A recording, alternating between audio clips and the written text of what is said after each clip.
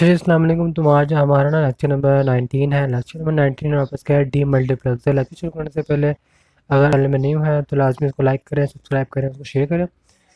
अच्छा जी, D multiplexer हमारे पास क्या होता है। डी मल्टीप्लेक्सर जो है ना, मल्टीप्लेक्सर का उल्टा होता है। ठीक है ना। मल्टीप्लेक्सर में हमारे पास क्या था, हमारे पास मल्टीप्लेक्सर में था, एक मैं पेंट ओपन कर लूँगा, मैं वहाँ पर समझाता हूँ मल्टीप्लेक्सर वहाँ पर क्या था, ताकि आपको टॉपिक जो है रिफ्रेश हो जाए आपके दिमाग में ना। पेंट पेंट अब यहाँ पे देखिए ज़रा, हमारे पास जो मल्टीप्लेक्सर था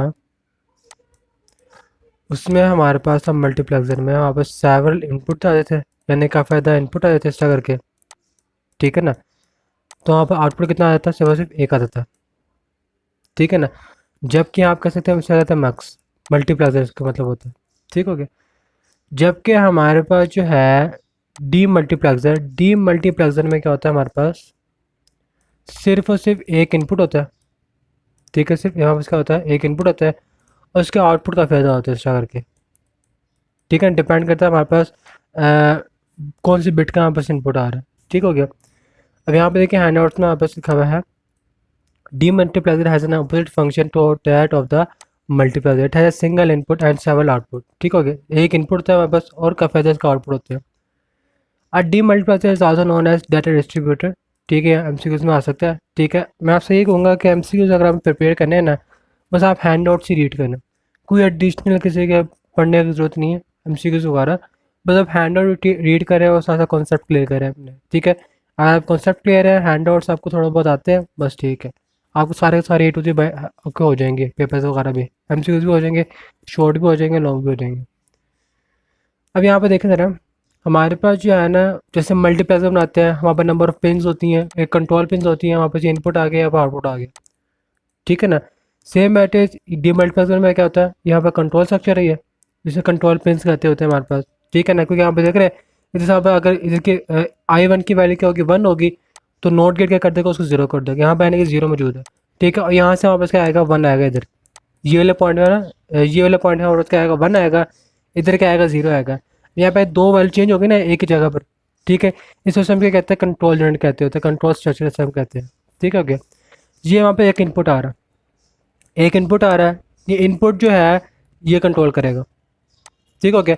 उसके बाद जो आउटपुट होगा ना, आउटपुट किसके ऊपर डिपेंड करेगा, इसके ऊपर डिपेंड करेगा।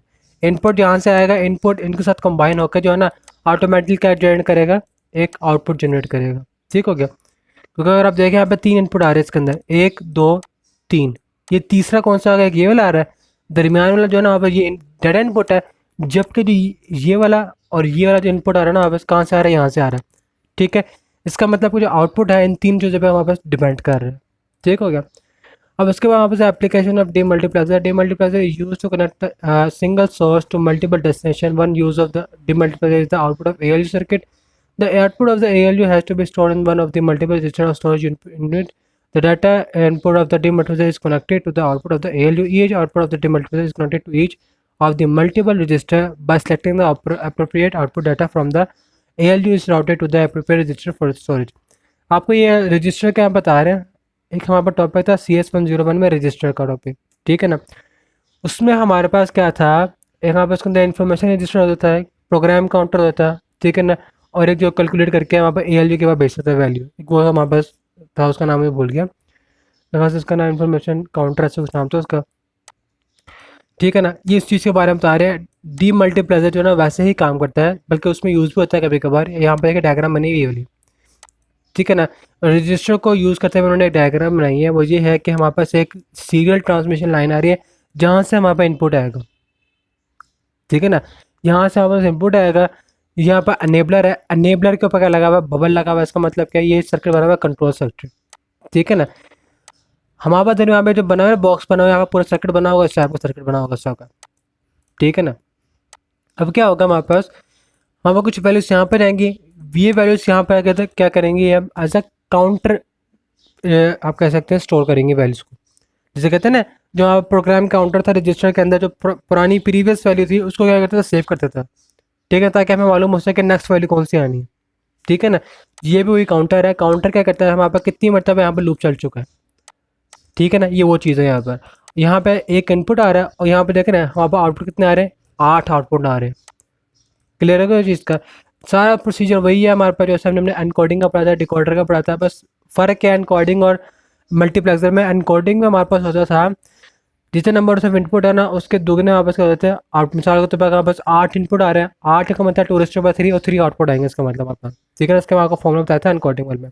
ठीक है, जबकि मल्टीप्लेक्सर में क्या होता है, डी मल्टीप्लेक्सर में क्या होता है, मल्टीप्लेक्सर में हम होते हैं तो काफ़ी ज़्यादा इनपुट होते हैं और एक आउटपुट आता है, अभी जो आपको बताया मैंने।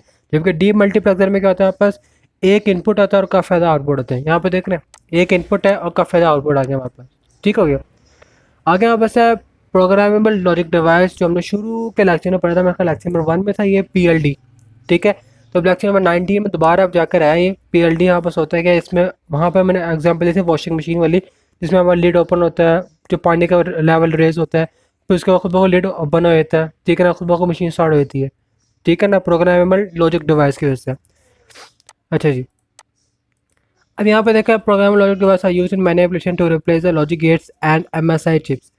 PLD saves circuit space and reduce and save the cost of component in a digital circuit. PLD consists of array of AND gate and OR gate that can be programmed to perform specific function। ये MCQ के लिए बहुत important है, शोर में भी कई बार आ सकता है कि वहाँ पर PLD जो है किन चीज़ों पर कंसिस्ट करता है, AND गेट पे और OR गेट पे। Programmable array of AND gate and OR gate, यहाँ पर जो सारा लिखा हुआ है आपको मैं डायग्राम से समझाता हूँ मैं। हमारे पास जो है ना वो बता रहे हैं हमारे पास हर किसी के ना, इसे हम कहते होते हैं बफर, इनपुट बफर होता है ये। इनपुट बफर से मुराद क्या होता है हमारे पास, ऐसा सर्किट जिसमें हमारे पास दो नॉट गेट लगे हुए, एक यहाँ पर इस तरह करके लगा वो, ठीक है, एक नॉट गेट ये आ रहा है हमारे पास, ठीक है ना, और इसकी वैल्यू इस तरह करके आ रही हो। ठीक है ना, यहाँ पर क्या होता है इनपुट बफर होता है। कई बार इसकी डायग्राम इस तरह करके बनाई होती है हमारे पास यूँ, और यहाँ पर इस तरह के बना बबल होना होगा। इसका मतलब क्या होता है, हमारे पास एक वैल्यू इससे जाएगी, ठीक है ना, एक इनपुट नोट गेट इस तरह आ रहा है और इसका जो हमारे पास जैसे इस तरह आ रहा है, इसका मतलब भी यही है, इसका मतलब भी वही है, इसका मतलब भी वही है। इन तीनों आपस में क्या है, सेम है। ये तीनों आप कह सकते हैं, तीन स्ट्रक्चर मैंने बना के दिखाया ना आपको मैंने, तीनों का मतलब एक ही होता है हमारे पास। ठीक है, अच्छा जी, अब यहाँ पर देखिए, यहाँ पर हमारे पास होता है फ्यूजेबल लिंक। ठीक है ना, यह और गेट का बना हुआ है। ये कौन सा, ये यहाँ पर और गेट अरे है। अरे का आपको मालूम है CS201 में अरे क्या होती है हमारे पास, कोई भी कैसा कह सकते हैं वेरिएबल जिसके अंदर मल्टीपल वैल्यूज हम स्टोर कर सकें। ऐसे ही ना मैम, ऐसा वेरिएबल जिसके अंदर हम क्या कर सकते हैं, मल्टीपल वैल्यू स्टोर कर सकते हैं इस तरह करके। ठीक हो गया। सेम बैठ यहाँ पर वही चीज़ है, हमारे पास ये मल्टीपल वैल्यूज आ रही है इसके अंदर आउटपुट में, यहाँ पर ऑटोमेटिक सेव होंगी उसके अंदर। लेकिन इसका नुकसान ये होता है, अगर हमारे पास इसके अंदर एक वैल्यू लिखी गई है ना हमारे पास अगर कोई भी एक वैल्यू हमारे पास आप कह सकते हैं एक मतलब लिखी गई है, तो उसको अरेज नहीं कर सकते हम। ठीक है ना, वो आगे इसका एडवांस बिहेवियर आएगा, EPROM। ठीक है ना, उसके बाद एक पील होता है, programmable electrical erasable logic gate, वो वहाँ एडवांस बिहेवियर है, वो पढ़ने के शायद ही आगे का हमारे पास है इसके अंदर। वैसे रोम रैम के अंदर हो सकता है, ये जो हमने पढ़े ना, EPROM, EEPROM, ठीक है ना, उनमें ये चीज़ें होती है इरेजेबल वाली। इसके अंदर बस हमारे पास क्या है, ये जो PLD है ना, PLD के अंदर बस आप ये देखें किस में से हमारे पास डाटा इरेज नहीं होता, एक मतलब रिटर्न हो गया मैंने, वो डाटा इरेज नहीं होगा। ठीक हो गया। अब यहाँ पे कुछ बताएं, फ्यूज लिंक यहाँ पे लगे हुए हैं, यहाँ पे फ्यूज लिंक लगे हुए हैं, इधर भी सारे फ्यूज लिंक लगे हुए हैं। अब यहाँ पे सारे के सारे फ्यूज लिंक का मतलब क्या, ये क्यों लगाएंगे यहाँ पर, इनका कोई मकसद ही बना, क्योंकि आप कह सकते हैं मकसद नहीं है। ये आप ऐसा कह सकते हैं आइडियल केस है जिसमें आप बस सारे के सारे कनेक्ट हुए हैं। आइडियल केस भी वैसे ऐसे कह नहीं सकते, ऐसे एग्जाम्पल ही कह सकते हैं हम उसको। ठीक है ना, इसे हम एग्जाम्पल ही कंसिडर कर सकते हैं, क्योंकि उसमें सारे कनेक्टेड हैं, समझाया हुआ है कि यहाँ पे सारे कनेक्टेड है। यहाँ पे से एक आप कह सकते हैं ये फ्यूज लिंक होते हैं, उसकी वजह से कोई X1 वैल्यू आएगी, इसकी वजह से X2 वैल्यू आएगी कोई, उसकी वजह से कोई X3 वैल्यू आएगी। ठीक है ना, same at is and gate है। एंड गेट में क्या होगा, 3 लगे होंगे एंड गेट, अरे के तौर पर बनाया ना यहाँ पर, और बहुत सारे क्या बनेंगे, फ्यूज लिंक लगेंगे इस तरह करके। जो भी चीज़ मैंने आपको बताया ना, सारा ऊपर पैराग्राफ के फॉर्म में आप लिखी हुई है इस तरह करके। ठीक है ना, और कुछ भी नहीं है। अब यहाँ पर देखें जरा इसके, अब ये चीज़ वहाँ पर समझने वाली है। अब यहाँ प्रोग्राम किया गया, ये लॉजिक गेट है जो वहाँ प्रोग्राम किया गया। ठीक है ना, अब यहाँ पे देखिए, यहाँ पे ए है, यहाँ पे ए नोट है, यहाँ बी है, यहाँ पे बी नोट है। यहाँ पर 4 लाइनें लगा कर खींच दें मिसाल, तो आपने क्या कर दिया, यहाँ पर हमने 4 लाइनें लगा दी इस तरह करके। नंबर वाला लाइन आपस ए, मैं यहाँ पे रेड कलर लगा दूंगा मैं, ये ए नोट आ गया। ठीक है, ये बी, ये आपस का आ जाएगा फिर बी नोट आ जाएगा। ठीक है, यहाँ पास क्या है, ए है हमारे पास, ए नोट आ गया, ये बी, और फिर ये बी नोट आ गया। ठीक है ना। अगर कोई गेट लगाना होगा बस आपने करना है ऐसा करके, दो लाइन्स खींच लेनी इस तरह करके। अगर आपने और गेट लगाना तो और गेट लगा, अगर एंड गेट लगाना तो यहाँ पर एंड गेट लगा लें इस तरह करके। ठीक हो गया। फिर जहाँ से आपने उसको कंबाइन करना होगा उस तरह करना, फ्यूज़ लगा देना इस तरह करके बस। ठीक ना, आपने क्या कर दिया, फ्यूज़ लगा दिया इस तरह करके बस। यहाँ पर फ्यूज़ लगा दिया आपने, लेकिन यहाँ पर ए नोट आ गया, और यहाँ पे मैं कहता हूँ बी, ये बी के लिए ऐसा करते हैं, सेकंड इनपुट है नहीं है, ये सेकंड इनपुट इस्तेमाल कर दो, तो उसका आंसर क्या आएगा, ए नोट बी इसका आंसर आएगा। ठीक है ना। फर्स्ट इनपुट में क्या आ रहा है, वहाँ पर ए नोट आ रहा है, सेकंड इनपुट में बस क्या आ रहा है, बी आ रहा है, तो ए इनपुट ए नोट बी आ जाएगा इसका आंसर। ठीक हो गया। यहाँ पे देख रहे हैं, यहाँ पर जो है एक से जुड़ा हुआ है, ये फर्स्ट इनपुट जो है इसका किससे जुड़ा हुआ है, एक से जुड़ा हुआ है, और सेकंड इनपुट जो है किससे जुड़ा हुआ है, ये बी से जुड़ा हुआ है। इसका आंसर क्या आएगा फिर, ए प्लस बी, बी नोट, क्योंकि ये और गेट है तो दरम्यान में क्या आएगा, प्लस आएगा। अगर एंड गेट होगा तो एंड गेट में क्या आएगा, यहाँ पास इस तरह करके लिखा आ जाएगा। ठीक हो गया, क्लियर हो गया चीज़ का। जो मैंने अभी आपको बताया ना सारे इस पैराग्राफ फॉर्म में लिखा है, वो कुछ भी नहीं है। आगे बस क्या है, programmable read only memory P ROM. ठीक है ना। पी रोम यहाँ पे बस उन्होंने समझाया हुआ है। ठीक है, यहाँ पे देखते हैं P ROM consist of fixed non programmable and array configuration as a decoder and a programmable OR array. यानी कि हमारे पास क्या होता है, इसके अंदर एक एंड गेट होता है ना, एंड गेट फिक्स होता है, वो कोई प्रोग्रामेबल नहीं होता है, यानी कि उसके साथ कोई ऐसा स्ट्रक्चर नहीं बना होगा। प्रोग्रामेबल से मुराद है इस तरह करके नहीं बना होगा हमारे पास, इस तरह करके। ठीक है ना, इस तरह करके नहीं बना होगा, इस तरह करके, ये देखें इस तरह करके हमें नोट गेट बना होगा। ठीक है ना, इस तरह करके। अगर यहाँ पर नॉन प्रोग्रामेबल होगा ना, यानी कि नॉन प्रोग्रामेबल का मतलब क्या है, हमारे पास इस टाइप का कुछ सर्किट नहीं बना होगा उसमें। ठीक है, जबकि प्रोग्रामेबल में हमारे पास क्या होता है, इस टाइप का कुछ सर्किट बना होगा उसमें। यहाँ पर आगे नोट गेट होगा, जिसकी वैल्यू यहाँ बस एक साइड पर कुछ और आ रहे हो, एक साइड पर कुछ और आ रहे हो, इस तरह करके। यहाँ बस कह सकते हैं प्रोग्रामेबल है, एक इनपुट आ रहा है, एक इनपुट के यहाँ पर दो वैल्यूज निकली, एक तो जीरो निकलेगी, यहाँ पे इधर वन हो गया, यहाँ पे इधर वन हो गया, यहाँ पे इधर जीरो होगा। ठीक है ना। अच्छा जी, यहाँ पे लिखा हुआ the P ROM is use as storage device which stores information at addressable location, it has limited application and it is not use as a logic device. P ROM architecture का detail are discuss in a later lecture वहाँ पे लिखा हुआ है। अब यहाँ पे देखा जरा, यहाँ पर जो पी रोम है ना, अब बस आपने याद रखना, पी रोम में से वहाँ पर डाटा इरेज नहीं होता। ये शायद आपने 9th क्लास 10th क्लास पे फिर एक फर्स्ट ईयर में टॉपिक है इसका रैम का भी, ठीक है ना, उसमें सब चीज़ें लिखी हुई हैं कि पी रोम जो होता है उसके साथ डाटा कुछ इरेज नहीं होता, बस एक रैम की पुरानी फॉर्म होती है, रोम की, सॉरी। ठीक हो गया। अब यहाँ पे देखें, यहाँ पे ये होता है स्ट्रक्चर इसका, पी रोम का। सारे इनपुट्स आ रहे हैं, यहाँ पे एन टाइप ऑफ इनपुट्स आ रहे हैं, फिक्स अरे हो रही है। अब एंड है कि यहाँ पे एंड गेट क्या है, फिक्स्ड है, और गेट में यहाँ पर क्या है, वहाँ पर प्रोग्राम है। यहाँ पे देख रहे हैं ये बने हुई चीज़ें, इसका मतलब क्या है, नोट गेट लगे हुए, नोट गेट की वैल्यू आ रही है और एक सिंगल वैल्यू हो रही है, ये वाली वैल्यू आ रही है, ये वाली। ठीक है ना, ये वाली वैल्यू जो आ रही है हमारे पास यहाँ पर, इसका मतलब ये होता है। और गेट बनाए हुए हैं यहाँ पर, पूरे के पूरे बॉक्स बनाए हैं, इसका मतलब यहाँ पर और गेट है, इसका नाम पर एंड गेट है तो फिक्स वैल्यू में आ रहे हैं, और यहाँ पे क्या लगेंगे, यहाँ पास आउटपुट आ जाएगा इस तरह करके। ठीक हो गया। सेम एट इस वहाँ पर वही चीज़, यहाँ पर जो है पी एल ए, पी एल ए से मतलब प्रोग्रामेबल लॉजिक अरे। ठीक है ना, यहाँ पर जो होता है इसका प्रोग्रामेबल अरे होती है, और प्रोग्रामेबल और भी होता है। एंड गेट भी यहाँ बस प्रोग्रामेबल, और गेट भी यहाँ पर प्रोग्रामेबल, बिल्कुल दोनों के साथ लगे होंगे, बिल्कुल ठीक सोचा आपने, दोनों के साथ पर नोट गेट्स लगे हुए होंगे। अच्छा जी,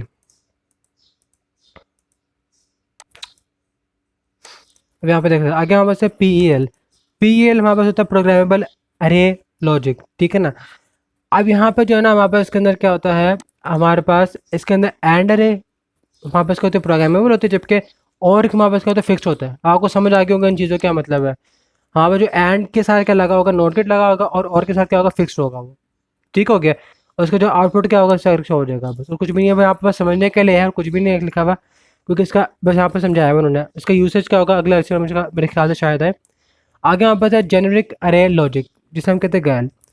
तो गैल हैज़ अ रीप्रोग्रामेबल एंड अरे एंड फिक्स्ड और अरे विल बी प्रोग्रामेबल आउटपुट, यानी कि हमारे पास क्या होगा, इसके अंदर से हम डाटा इरेज भी कर सकते हैं और रीराइट भी कर सकते हैं।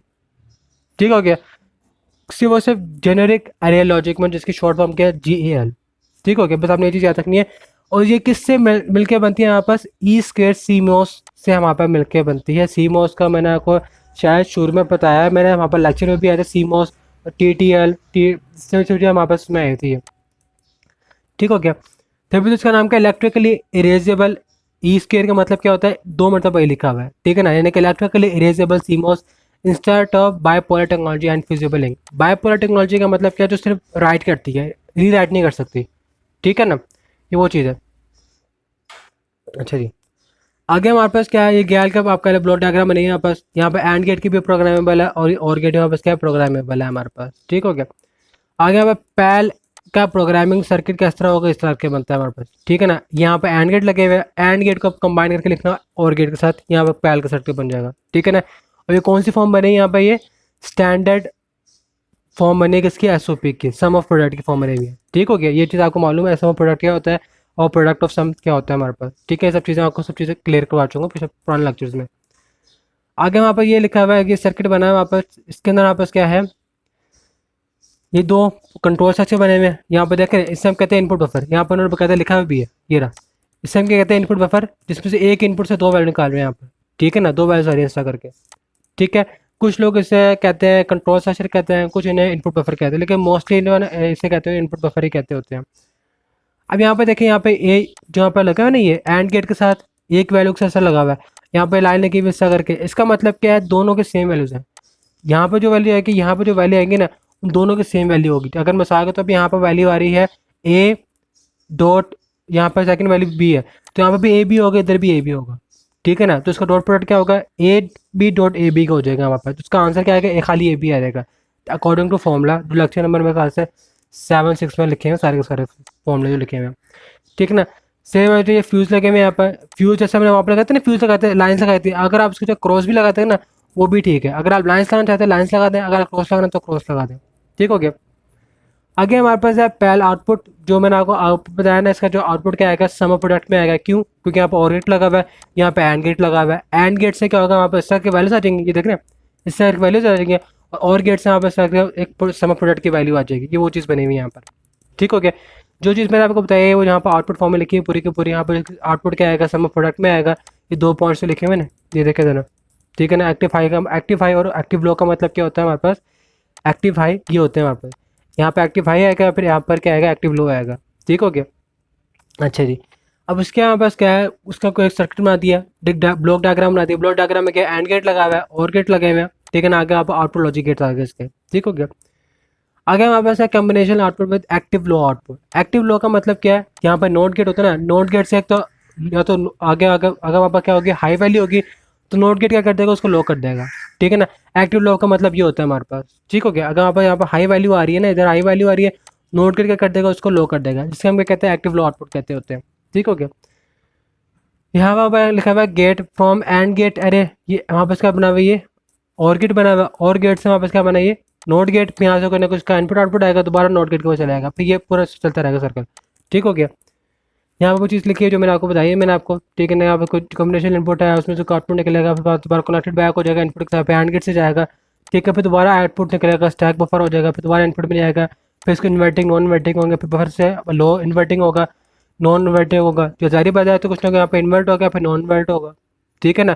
फिर दोबारा किस पे जाएगा, इनपुट के पास चले जाएगा इधर, दोबारा फिर किसके पास चले जाएगा, एंड गेट पर चले जाएगा, एंड गेट से फिर किसमें आ जाएगा, ये और गेट में आ जाएगा, ठीक है ना। यहाँ पे देख रहे हैं और गेट में आ जाएगा ऐसा करके, फिर दोबारा लूप चलता रहेगा ऐसा करके, ये वो चीज़ है।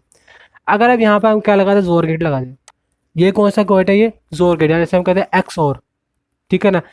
एक्स और जो है ना, इसके पोलैरिटी वगैरह चेंज करता रहता है, इसके पॉजिटिव कभी नेगेटिव, पॉजिटिव नेगेटिव, यानी कि कभी जीरो कभी वन, कभी जीरो कभी वन, कभी जीरो कभी वन, ठीक है ना। वो डिपेंड करेगा यहाँ पास इनपुट क्या आ रहा है इसके बाद, ठीक है ना। अगर यहाँ पर सेम नंबर ऑफ इनपुट्स आ रहे हैं, मिसाल के तौर पर इधर भी जीरो है, यहाँ पर तो कॉन्स्टेंट जीरो हो गया ना, ग्राउंड से हमने लगा दिया यहाँ पर, ठीक है ना। हमने क्या यहाँ पर कॉन्स्टेंट यहाँ पर जीरो लगा दिया ग्राउंड की वजह से, ठीक हो गया। अगर इधर भी जीरो आएगा तो यहाँ पर जाहिर बात जीरो ही होगा, अगर यहाँ पर वन होगा, यहाँ पर जीरो होगा, तो आंसर क्या आएगा, वन आएगा, ठीक हो गया। सेम है यहाँ पे लिखा है पी एल आइडेंटिफिकेशन, कि हम इसको जो है प्रोग्रामेबल अरे लॉजिक के जो आइडेंटिफाई कैसे करें नंबर के तौर पर। अगर इसको P E L 10 L8, P E L हमारे पास होता है प्रोग्रामेबल अरे लॉजिक होता है ये, ठीक है ना। 10 विद 10 इनपुट, ये हमारे पास क्या है, 10 इनपुट के साथ, ये हमारे पास क्या है, 10 इनपुट विद एक्टिव लो और 8 आउटपुट हो गया हमारे पास, ठीक है ना। इसका मतलब ये होता है हमारे पास, क्लियर हो गया चीज़ का। अच्छा जी, आगे हमारे पास एक डायग्राम बनी हुई है इसके, इस डायग्राम में देखें हमारे पास क्या है, अगर यहाँ पे 4 इनपुट है, 4 इनपुट हैं, तो यहाँ पे कितने आउटपुट आएंगे, 3 आउटपुट आएंगे, ठीक है ना। बस आपने इसका फॉर्मूला याद रखना है, अगर हमारे पास 5 इनपुट होंगे तो कितना आउटपुट आएंगे, 4 आउटपुट आएंगे। अगर 4 आउटपुट है हमारे पास, 4 इनपुट हैं तो कितना आउटपुट आएंगे, 3 आउटपुट आएंगे। अगर हमारे पास यहाँ 5 इनपुट होंगे तो कितने आउटपुट आएंगे इसके, 4 आउटपुट आएंगे, बिल्कुल ठीक है ना। अब यहाँ पे देखे ना, यहाँ पर सारे क्रॉसेस लगे हुए हैं, वो एग्जाम्पल तो बस समझाया हुआ है उन्होंने, कुछ भी नहीं समझाया हुआ है, ठीक है ना। यहाँ पर भी सारे आउटपुट लगे हुए हैं सर, यहाँ पर कोई ना आउटपुट 1 आएगा, आउटपुट 2 आएगा, आउटपुट 3 आएगा, ठीक हो गया। यहाँ पे बताया number of input, number of output, N M का मतलब क्या होता है, एन मल्टीप्लाई बाय एन का मतलब क्या, एन का मतलब होता है इनपुट, एम का मतलब क्या यहाँ पर आउटपुट आता है, ठीक है ना। इनका ये फॉर्मूला होता है एन मल्टीप्लाई बाय एन का, ठीक है ना। और पी का मतलब क्या है इसके अंदर, प्रोडक्ट, ठीक है ना, प्रोडक्ट टर्म्स है हमारे पास ये। अच्छा जी, यहाँ पे देखिए सर, यहाँ पर फॉर्मूला लिखा है N multiply by N, P L A के लिए इस्तेमाल करता है, पी जो है किसके लिए इस्तेमाल करता है, प्रोडक्ट टर्म के लिए इस्तेमाल करता है। अगर हमारा लिखा हो P L A 4 multiply by 3, यानी कि वहाँ पर कितने इनपुट है, 4 इनपुट है, और आउटपुट कितने इसके, 3 आउटपुट है इसके, बिल्कुल ठीक है ना। अब यहाँ पे देखें ज़रा, हमारे पास जो है ना इसका ही कुछ ये बने हुए वैल्यूज़ लिखी हुई, वैल्यूज़ कहाँ से आ रही हैं, यहाँ से वैल्यूज़ आ रही है इसकी, देख रहे हैं ये वैल्यूज़ लगी हुई है इसकी। इस सर के नीचे बनाया हुआ है इन्होंने, ऊपर इसके अरिथमेटिक ऑपरेशन बनाए हुए इस तरह करके, बोले अरिथमेटिक ऑपरेशन कह रहा हूँ मैं, सॉरी, बूलियन जब ऊपर वैल्यू लिखी हुई है और सर के नीचे बनाया हुआ है इसका, ठीक है ना। यहाँ पे देखा जा रहा है हमारे पास क्या है, I1, ठीक है ना। यहाँ पास क्या होगा, I0 होगा, इधर जाहिर बात है ना। इधर यहाँ पास क्या होगा, इधर I1 है तो यहाँ पे क्या हो जाएगा, इधर I0 हो जाएगा, ठीक है ना। I1 I0 I1 I1, यहाँ पे I0 हो जाएगा, ठीक होगी। यहाँ पे एक बना हुआ सर्किट बना हुआ है ऐसा करके। लेकिन अगर देखा जाए यहाँ पे कॉलम वाइज लगा हुआ है, कॉलम वाइज लगा हुआ है ना ये, तो इसका मतलब क्या होगा, वहाँ पे P1 की वैल्यू क्या होगी, P1 की वैल्यू होगी I1 I2 नोट I4, क्या यहाँ पर ये वैल्यू है, चेक करते हैं, I1 I2 नोट I4, ये वैल्यू क्यों है ना यहाँ पर, ठीक है ना। उसके बाद यहाँ पर I2 की वैल्यू, P2 की वैल्यू क्या आएगी, P2 की वैल्यू होगी I0, I1 नोट आएगा, I1 नोट आ गया, ठीक है ना। उसके बाद I2 नोट आएगा और फिर I3 आएगा, ठीक हो गया। ये देखे जरा, ये लिखे हुए I1 नोट I2 नोट और I3, इस तरह के हमारा P2 P3 की वैल्यू आ जाएगी, P4 की भी, P5 की भी, P6 की भी आ जाएगी, ठीक हो गया। उस तरह हमारे पास यहाँ से वैल्यूज होंगे ना, P1 P2 P3, और ये P5 की वैल्यू यहाँ पर आ जाएंगी इस तरह करके, और फिर इसकी O2 की वैल्यू भी आ जाएगी और O3 की वैल्यू भी आ जाएगी हमारे पास, ठीक हो गया। तो ये वहाँ पर लेक्चर नंबर 90 था। बस इसके अंदर आपका कुछ सारा थ्योरेटिकली इसके अंदर कुछ चीज़ समझने वाली थी, डी मल्टीप्लेक्सर क्या होता है, इसके एप्लीकेशन वगैरह थी, ठीक है। और कुछ ज़्यादा कुछ खास नहीं था इसके अंदर, ठीक है। आई होप को सारा लेक्चर समझ आ गया होगा। अगर नहीं समझ आया तो आप मुझे कमेंट सेक्शन में बता दीजिए कि मुझे यहाँ समझ नहीं आया, तो इंशाल्लाह मैं आपको समझाने की कोशिश करूँगा, ठीक हो गया, वहाँ पर समझा दूँगा मैं आपको मैं, ठीक है। ओके, अल्लाह हाफिज़।